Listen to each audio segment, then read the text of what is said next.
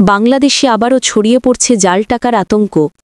বিশ্বস্ত সূত্রে জানা গেছে, ভারতীয় গুপ্তচর সংস্থা রয়ের এজেন্টরা গোপনে বাংলাদেশের বাজারে প্রচুর পরিমাণ জাল নোট প্রবেশ করিয়েছে।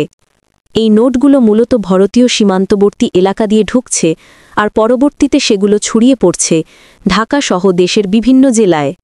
আইন শৃঙ্খলা বাহিনী ইতিমধ্যে কয়েকজন সন্দেহভাজনকে আটক করেছে এবং তদন্তে বেরিয়ে এসেছে এই চক্রের পেছনে রয়েছে আন্তর্জাতিক নেটওয়ার্ক।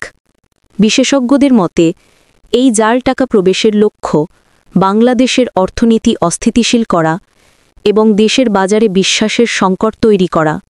সরকার সবাইকে সতর্ক থাকার আহ্বান জানিয়েছে এবং সন্দেহজনক কোনো লেনদেন বা নোট পেলে দ্রুত স্থানীয় থানায় জানানোর অনুরোধ করেছে। বাংলাদেশ এখন সতর্ক।